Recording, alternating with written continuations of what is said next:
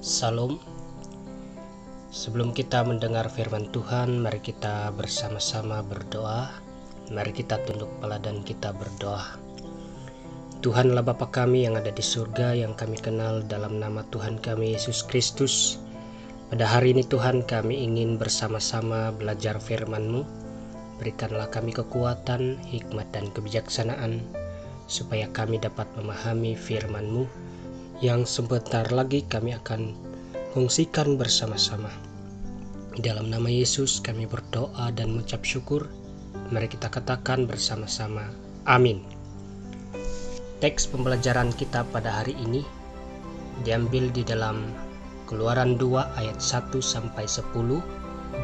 Keluaran 2 ayat 1 sampai 10 di bawah tajuk kelahiran Musa, dan tema kita pada hari ini, pertolongan Tuhan selalu ada di masa kesuraman.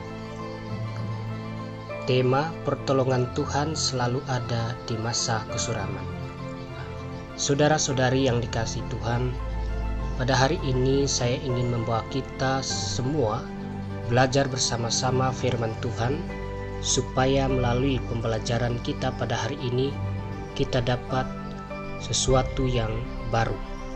Oleh itu, mari kita sama-sama membahas tema kita hari ini melalui cerita kelahiran Musa, supaya kita dapat memahami bagaimana pertolongan Tuhan itu selalu ada di masa kesuraman. Singkat cerita, kalau kita melihat di ayat yang pertama terjemahan bahasa Malaysia, di sini diceritakan bahwa ada seorang lelaki dari suku Lewi berkawin dengan seorang perempuan dari suku Lewi itu sendiri. Kemudian di ayat yang kedua dikatakan dalam terjemahan bahasa Melayu Malaysia, mereka pun akhirnya mendapat seorang anak lelaki yang sangat comel. Oleh kerana anak itu sangat comel, anak itu pun mereka sembunyikan selama 3 bulan atas sebab waktu itu terjadi pembunuhan bayi lelaki yang diperintahkan oleh Raja Firaun. Tetapi di ayat 3 terjemahan bahasa Malaysia dikatakan bahwa anak itu tidak dapat lagi mereka sembunyikan. Maka satu-satunya yang dapat mereka lakukan adalah membina sebuah bakul yang tidak dapat dimasuki air untuk anak itu. Kemudian bakul itu mereka letakkan di tengah-tengah rumput Gilgal di pinggir sungai. Singkat cerita, sebenarnya anak yang ditempatkan di dalam bakul itu sengaja diletakkan di pinggir sungai supaya dengan harapan anak itu diambil dan dijaga orang. Sebab itu kalau kita perhatikan ayat 4 terjemahan bahasa Malaysia, di sini dikatakan bahwa bayi itu diperhatikan oleh kakaknya dari jauh supaya dia tahu nanti bagaimana nasib adiknya itu. Pada waktu itu, putri Raja Firaun turun ke sungai untuk bersiram. Lihat ayat yang kelima.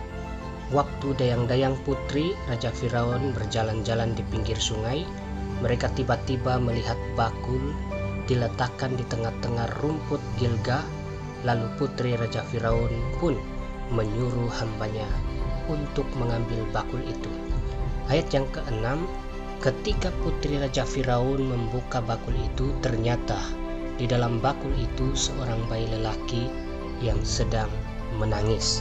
Singkat cerita, ketika kakak bayi itu melihat bahwa adiknya itu diambil oleh putri Raja Firaun, maka datanglah kakak bayi itu kepada putri Raja Firaun untuk memberikan cadangannya, supaya cadangannya itu diterima. Perhatikan ayat yang ke-7.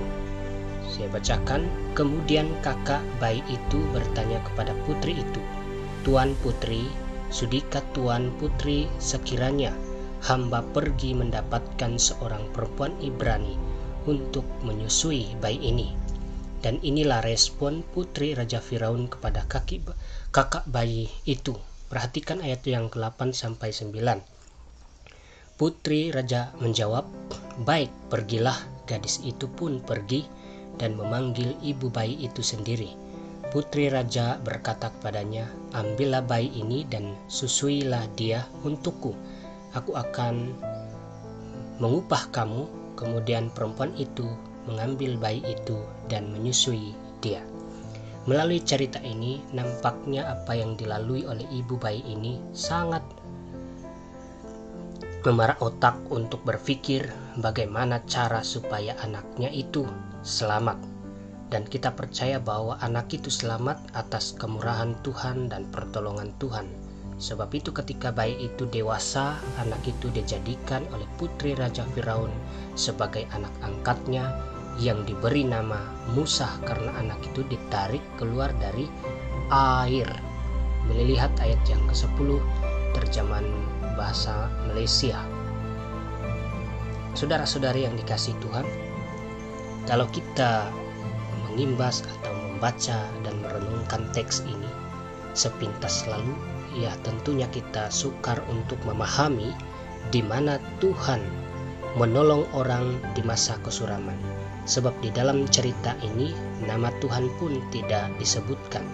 Tetapi kalau kita belajar memahami secara cara Tuhan memberi pertolongan, sudah pasti kita dapat memahaminya.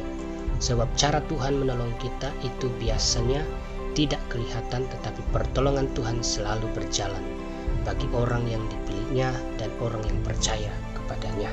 Sebagai contoh, sekiranya ibu Musa ini tidak diberikan Tuhan akal untuk berpikir, untuk menaruh bayinya itu di sungai Gilgal, maka saya percaya Musa tidak selamat dari pembunuhan bayi pada waktu itu.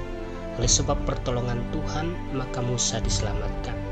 Sebab itu kita yang percaya kepada Tuhan harus yakin bahwa apapun kesulitan dan cabaran yang kita lalui, pasti Tuhan melepaskan dan meluputkan kita dari apapun cabaran yang kita lalui.